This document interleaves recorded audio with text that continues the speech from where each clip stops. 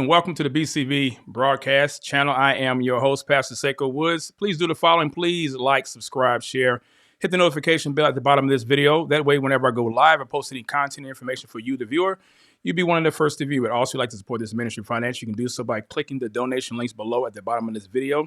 We do thank you, those of you who have been supportive and have been encouraging us through your gifts and also tangible expressions of appreciation and love. Also, if you'd like to support the ministry through the BCV merchandise, you can go to the BCV link store there at the bottom of the video as well, and you can support and purchase items and merchandise there at your leisure.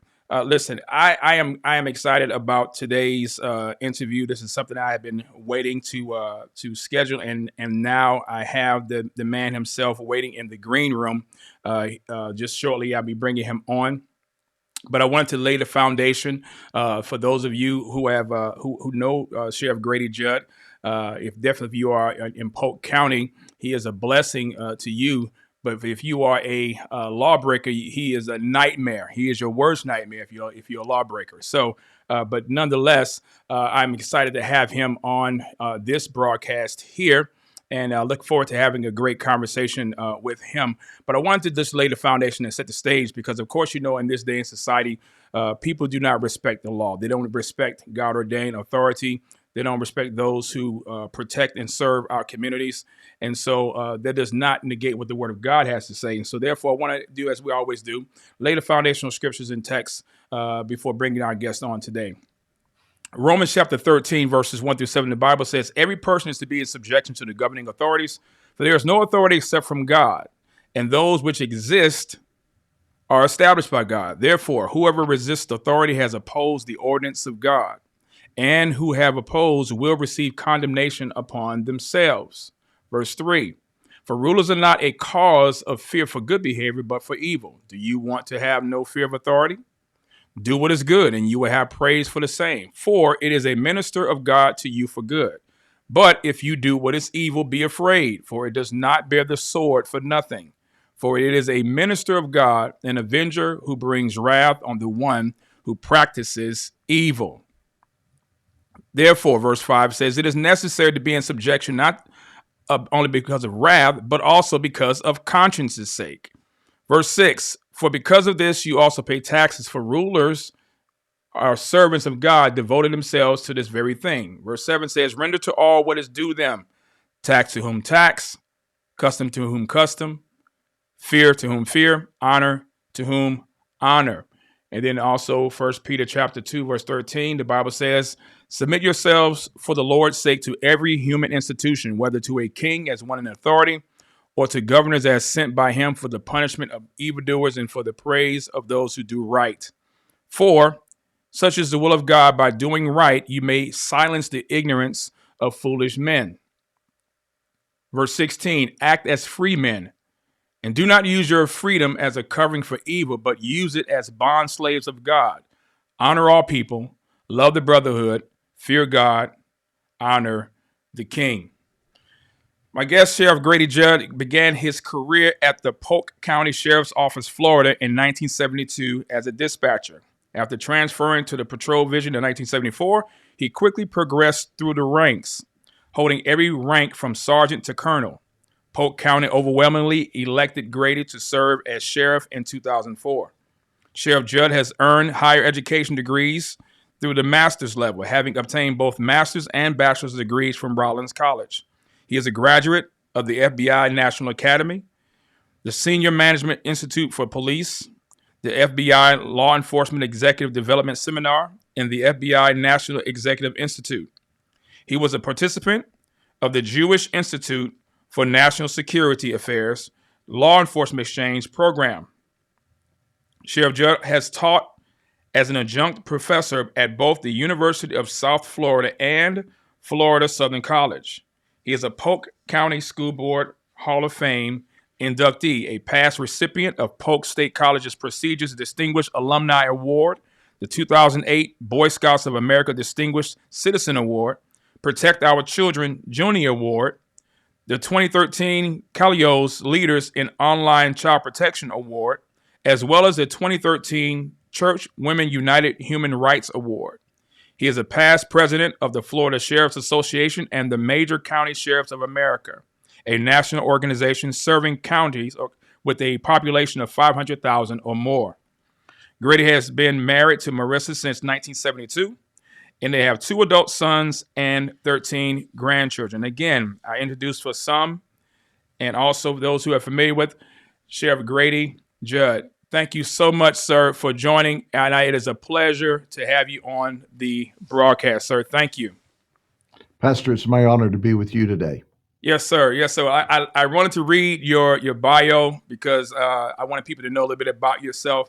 But I know you weren't able to talk about your wife, Marissa, and so I want to give you the opportunity to tell a little bit about your marriage to your wife, Marissa, and her being a blessing in your life. I know already, so but go right ahead.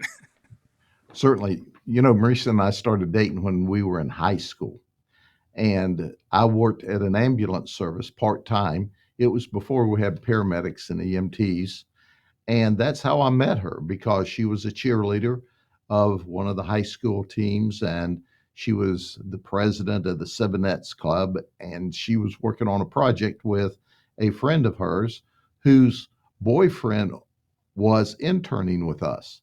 So she came over to bring whenever her friend brought her boyfriend lunch, and that's where we first met.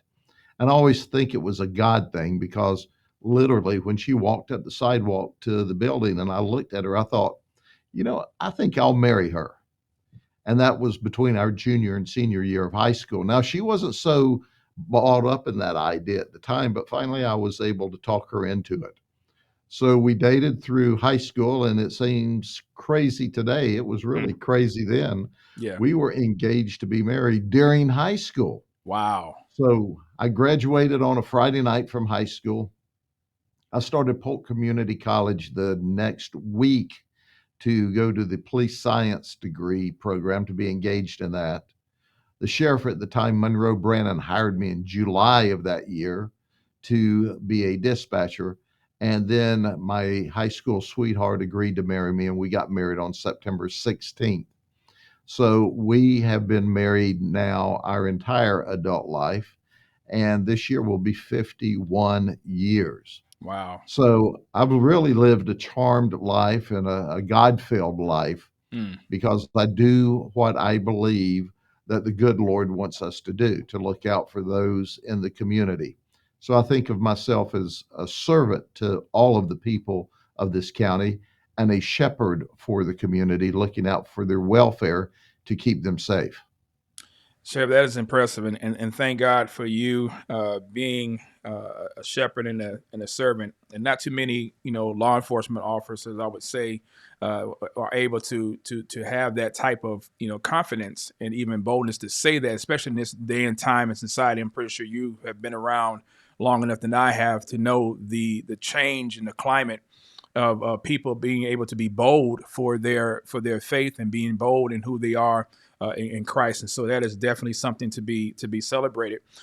Tell the people about yourself a little bit more, Sheriff. What are some things that you like to do? I mean, on your spare time, if you have any, what are some hobbies and things that you like to do around the house or just away from from the office? Sure. First and foremost, my success is because of God and my wife and family who have supported me because this world of law enforcement is a challenge every day. It's not a job that you can walk away from. You live it. Has to be your life to do it the right way. So I do try to get away from the office, although you never get away from the cell phone. And I like to deer hunt. So during the fall season, which fall is my favorite time of year because of high school, college, and professional football and deer hunting. And beside that, I love photography. I do landscape and nature photography. And when I'm in the woods or on the water, that's when I feel closest to God. So that's my two primary hobbies. But I've got to tell you, I've got 13 grandchildren Mm-hmm. and only 2 boys. And we're not Catholic, by the way. So I like to spend time with the grandkids. Yesterday Yeah. was the 4th of July. Mm-hmm. We're of course recording this on the 5th. and we spent the whole afternoon together. Mm, So it's a blessing that I have a very close knit family and that I have hobbies that I like that get me away from the office. But when you're in the woods and on the water, it's peaceful and it's serene, yeah. and you can forget the rush because you can't focus on taking good photographs Mm. and think about all the work at the office at the same time. So the photography actually gives me an opportunity to calm down. That's good. That's great. Well, what made you become a police officer anyway, Sheriff? I mean, what was the I guess what was the impetus? What was it? How did you know that this is something that you wanted to do and make a career? And I'll even go as far as to say a ministry because it is you are serving other people, like you mentioned before. Pastor, I believe it is a ministry, and the once again, it sounds repetitive, but it's a God thing. I can never remember a time in my life that I didn't want to work in law enforcement and be the sheriff. When I was a little fella, I mean, 5, 6 years old, 10 years old, the sheriff at that time's brother lived at the other end of the neighborhood.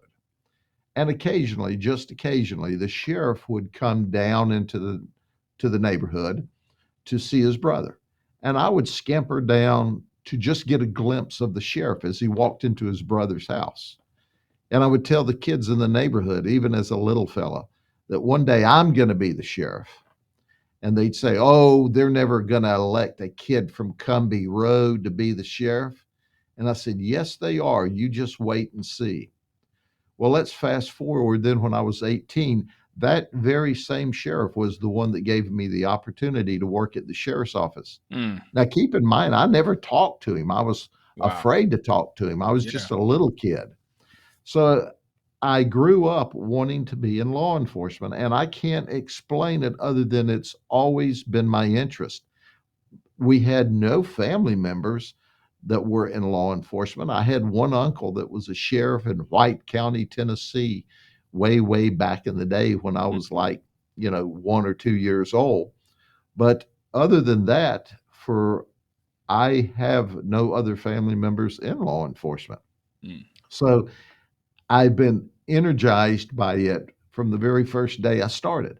I still wake up most mornings before the alarm goes off to come to the office, to come to work.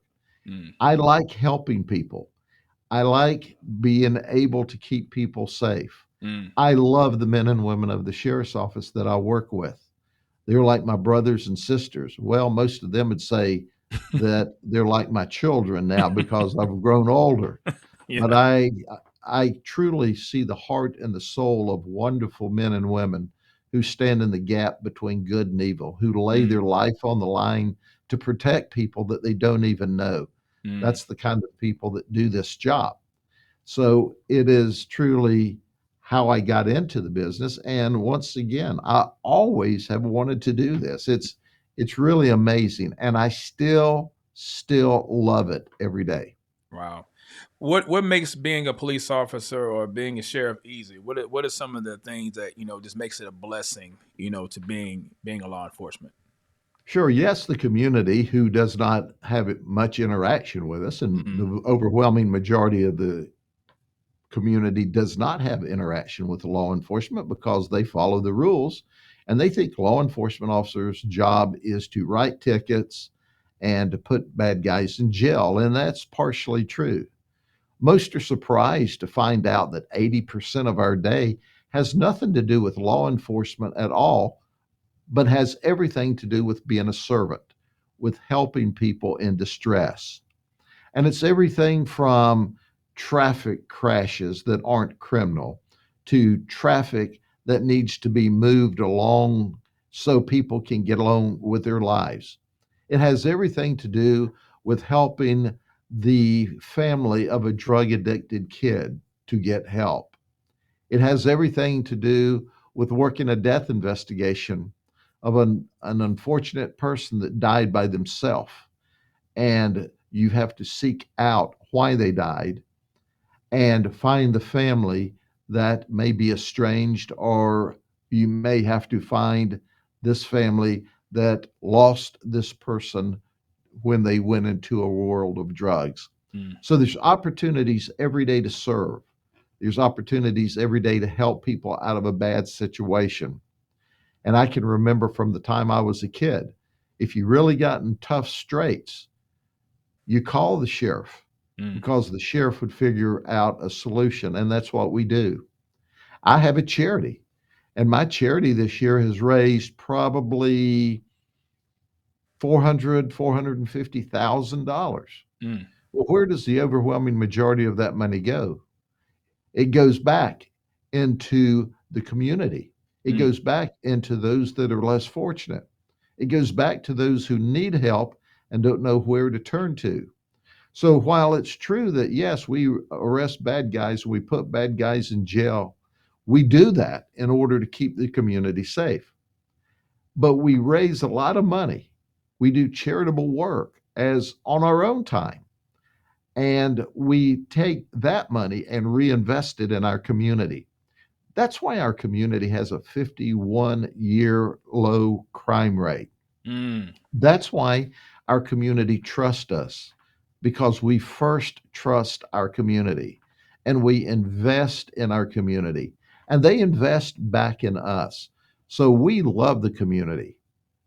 You know, Pastor, one of the most interesting things that was ever said to me, I had a fellow said, "Hey, you like putting those bad guys in jail, don't you?" And I said, "Yeah." "You like locking up people that want to hurt the community?" And I said, "Yeah, I do. I really do. If they are going to hurt the community, I like that our deputies lock them up." He Mm. says, "You really hate those people in jail." And I said, "Oh, no, no, no, Wow. no. I pray for them every day. Mm. I want to help them do better. Yes. I want them to go out and thrive in the community legally. I Yes. want them to take care of their family and their kids." So at the end of the day, yes, we lock people up, but we provide all kinds of services inside the jail to help people so that they don't come back to jail. Wow. My goal is one day that we have a jail that's near empty, that Mm. everybody is in the community thriving and prospering and doing really well. That is great. That is good. So of course I just asked you what makes, your job and your calling and ministry, a blessing, but what is it that makes it difficult? When, what would you consider? And I know most, law enforcement officers say, well, anytime I'm able to go home, that's considered a good day. And that is true. But what would you say that makes being a law enforcement officer, being a sheriff, difficult to do? Well, the community's overall very trusting of us. Mm-hmm. We've got a wonderful community. What really makes our job difficult is this national media.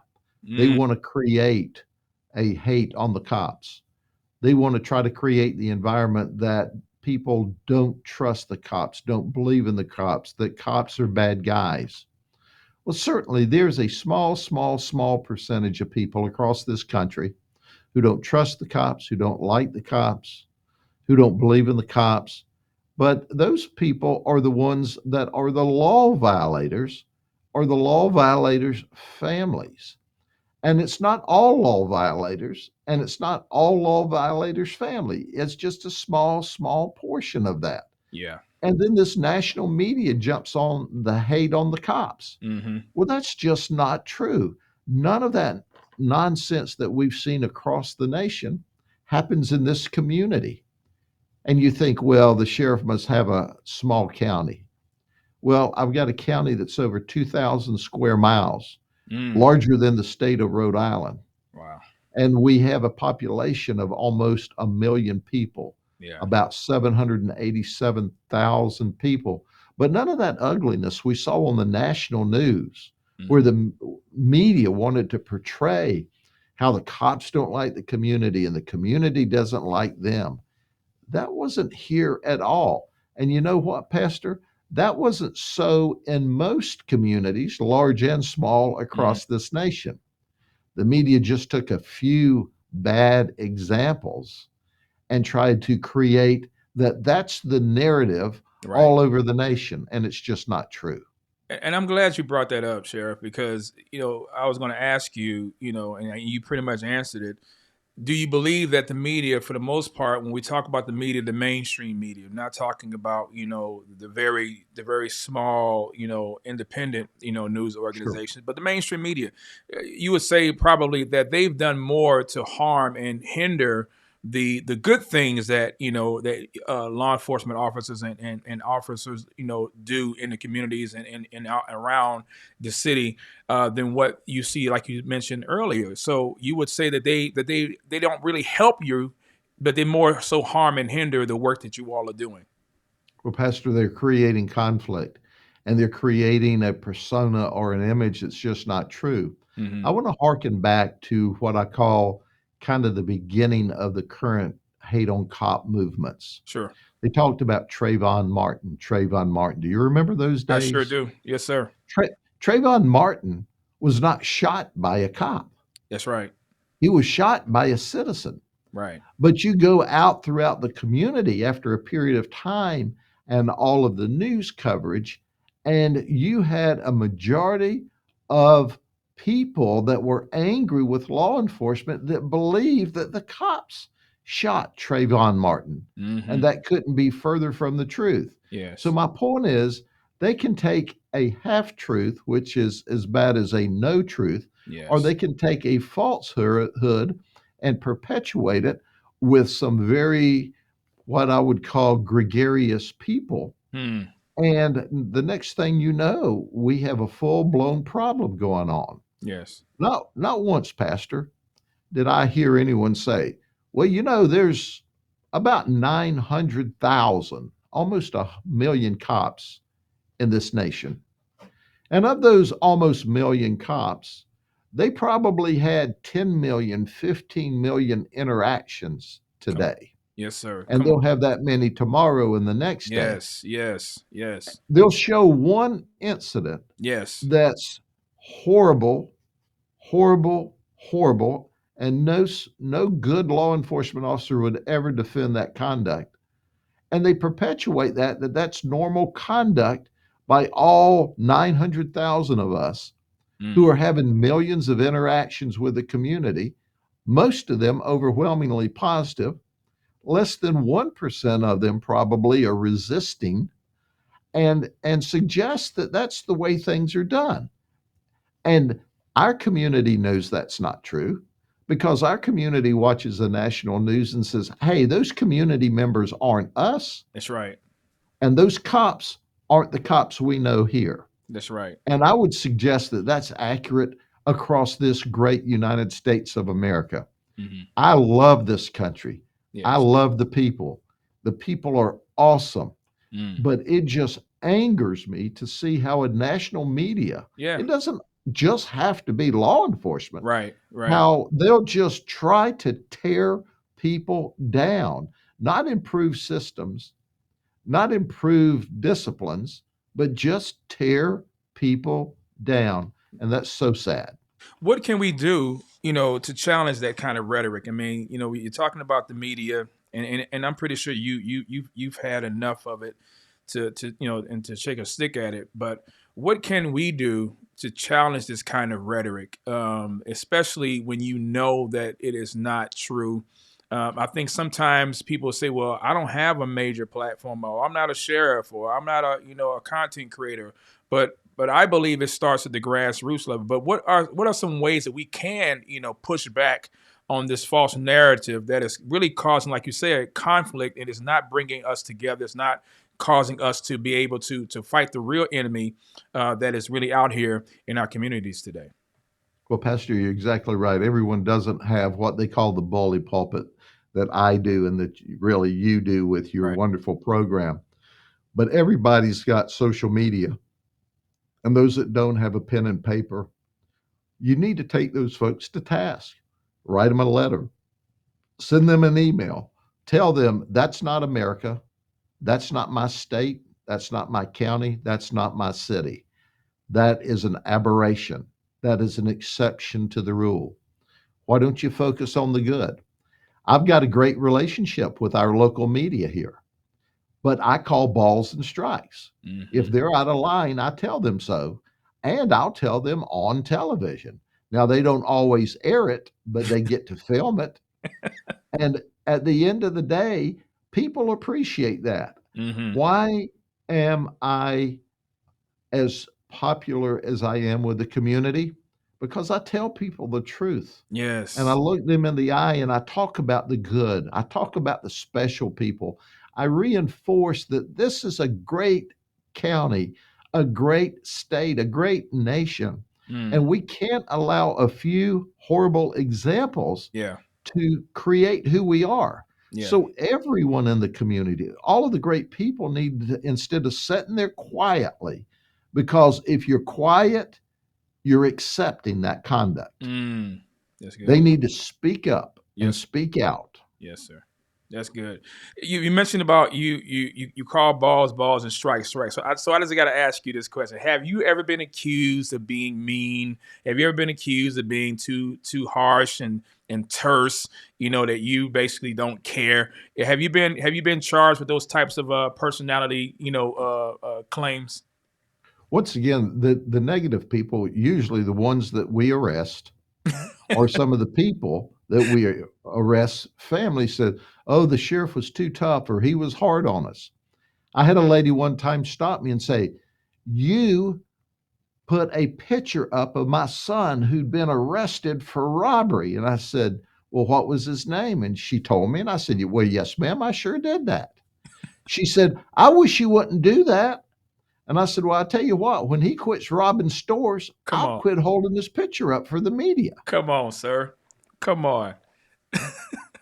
I mean, It it's works. crazy. You would think that kind of logic would be across the board, but it's not. But anyway, I just had to ask you that question because I know you've been probably falsely accused of that type of narrative. But let me just touch on one thing that you mentioned about the negative real quick. What were your thoughts about the Tyre Nichols incident? When you hear these types of media narratives and stories, and they tell us, see, but they're killing black people. They're killing. The police don't care about black people. They're killing us all. And look what happened here. What was your reaction? What was your thoughts regarding the Tyre Nichols incident? Yeah, Pastor, that is an example. That was one interaction Mm-hmm. by one small group of police officers in one very large police agency. But you look at that, and then they lead everyone to believe that's normal police conduct, and it's not. What I saw there shocked my conscience. It was totally uncalled for. Mm-hmm. But here's what you see: the shock Right. on television. I sat there as a police administrator, a professional police administrator, and I'm thinking immediately, who did they recruit? Mm. Where did these folks come from? Mm. And where and how were they selected? Mm-hmm. And how were they trained or supposedly trained? Mm. Because, Pastor, what I saw was a street beatdown. Yeah. I didn't see police technique that got out of hand.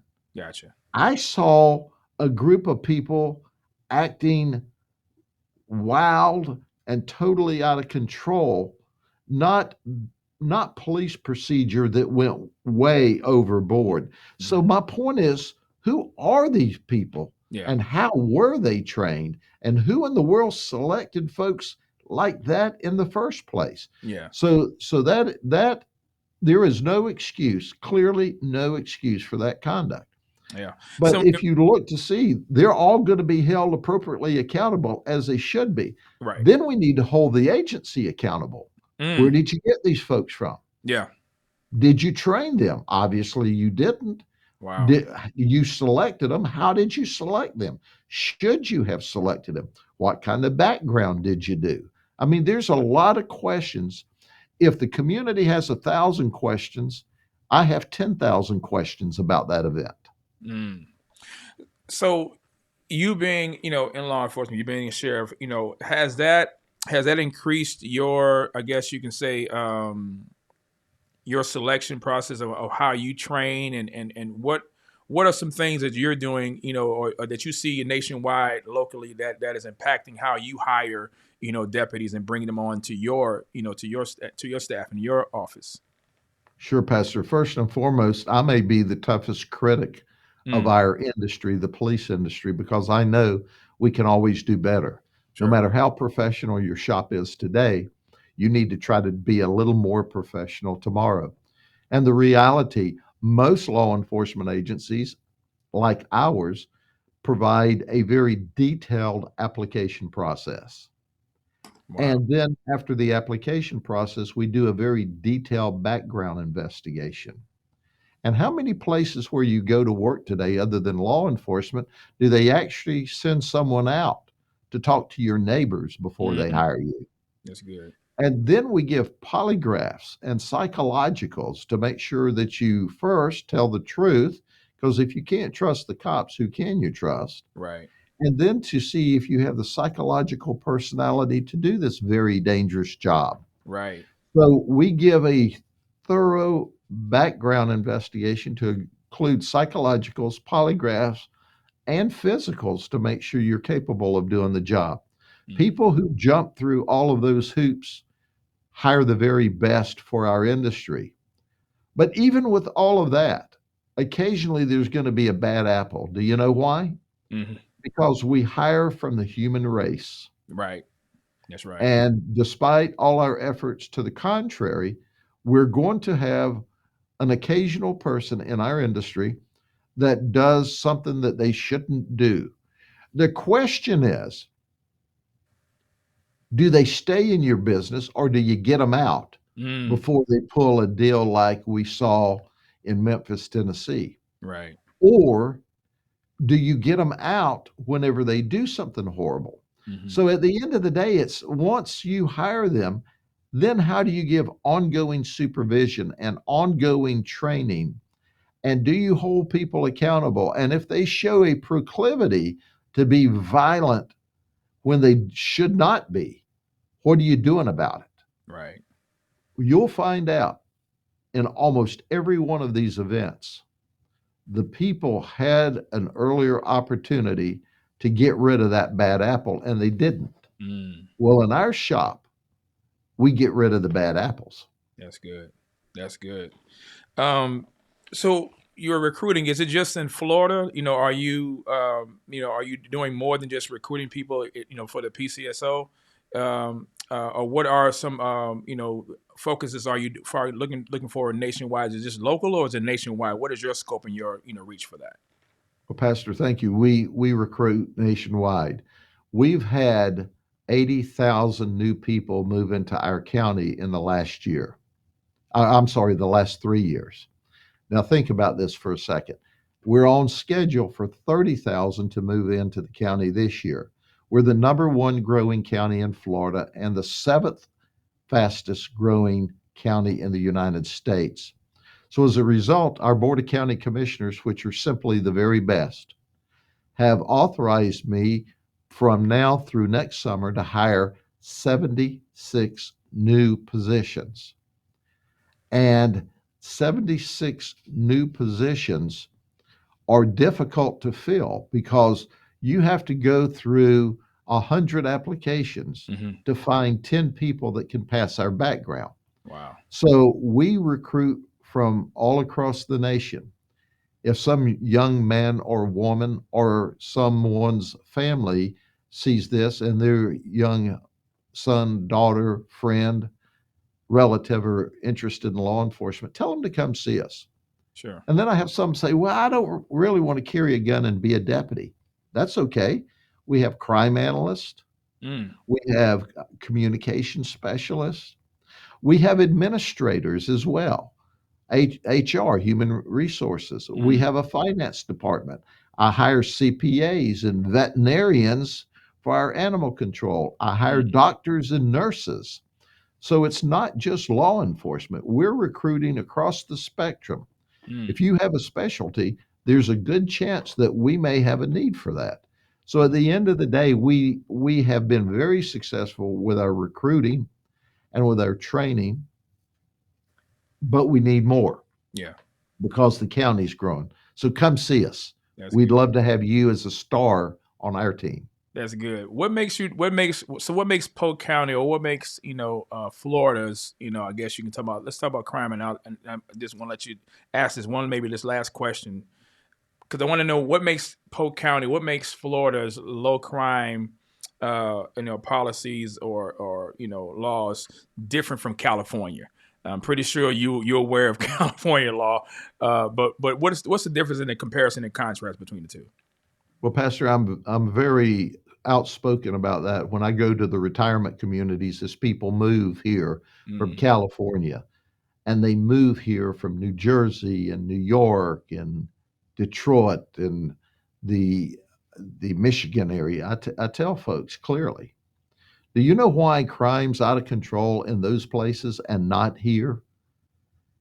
And they go, no. And I said, what I'm going to tell you may sound like a political answer, but it's a policy answer.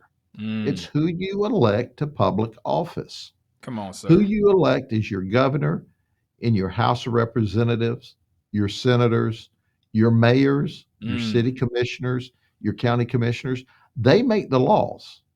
So if they make the laws, such as California, to charge only misdemeanor for possession of heroin, fentanyl, cocaine, and then you don't arrest people, you're going to see your property crime go up. You're going to see your drug crime go up. You're going to see your violent crime go up.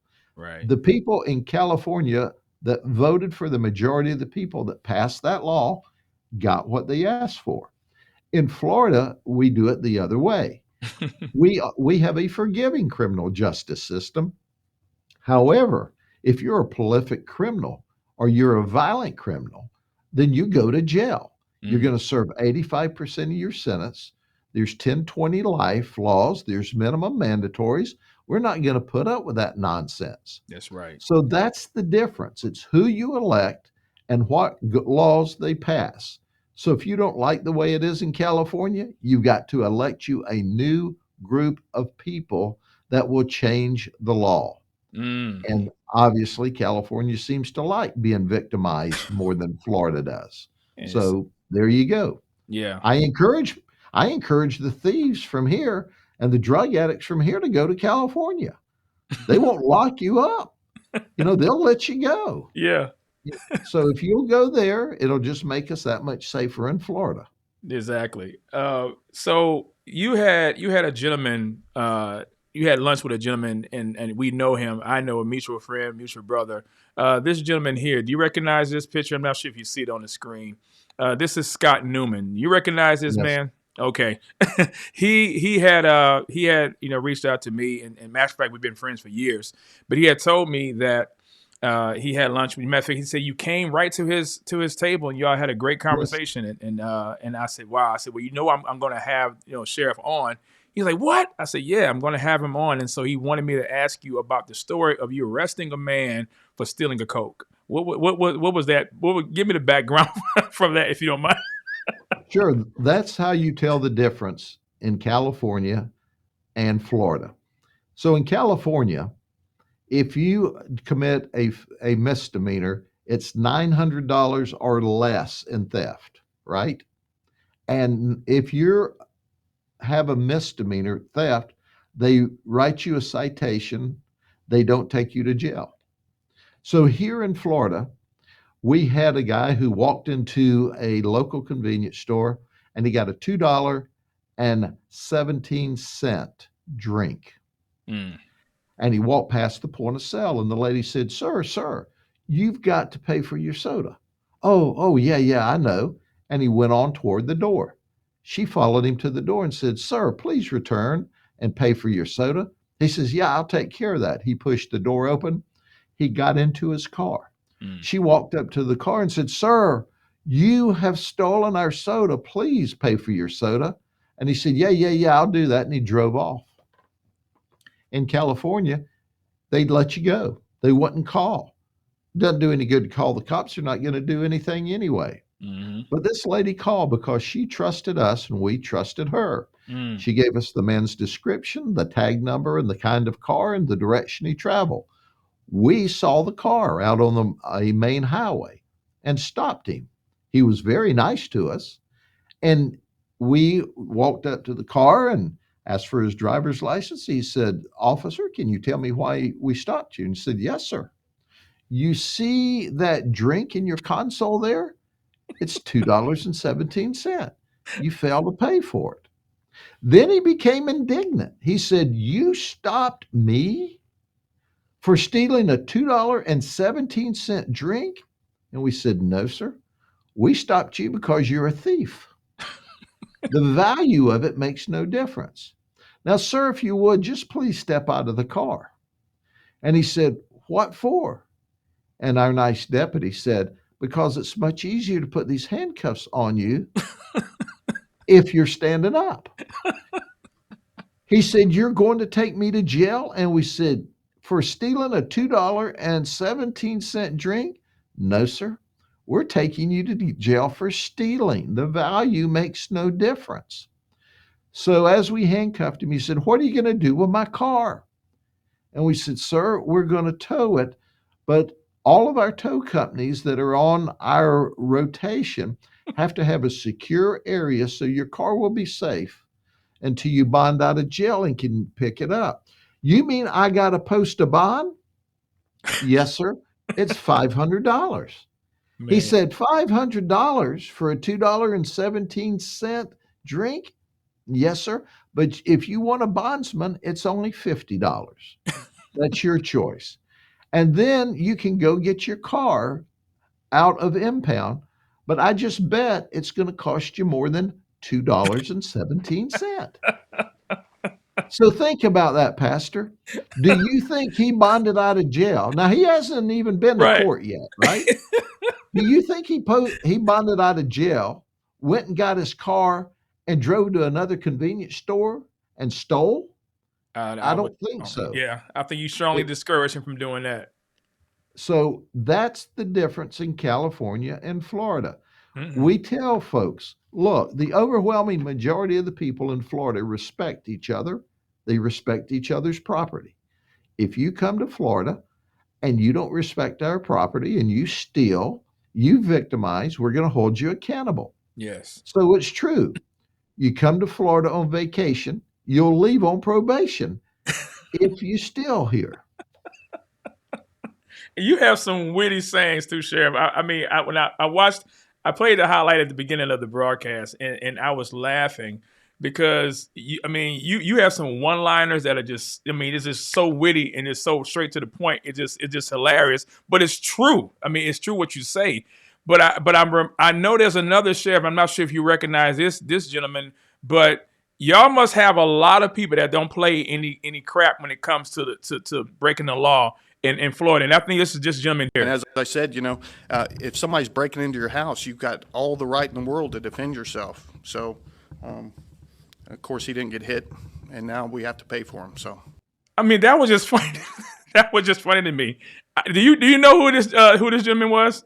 Well, I think that's Johnson from North Florida. And then there's Wayne Ivy from Brevard County, and then my friend from Volusia County. And most of the sheriffs in Florida will just communicate rather directly with you. Yeah. You know, Florida is a safe state and it's a fun state and it's a vacation state. People come here to have fun Yes. and they don't want to have to worry about whether they're safe. That's Well, right. you're going to be safe in Florida. We're going to keep it that way. And for those of you who don't like it, quit violating the law. That's it, sir. Any other last words? I'm gonna let you go. But any final words? Anything you want to let people know?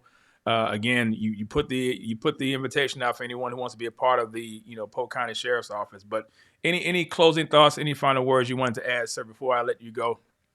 Sure. First and foremost, I want to thank the good Lord for keeping all of us safe in this industry. Hmm. I want to thank the good Lord for this wonderful country. It's the greatest country in the world.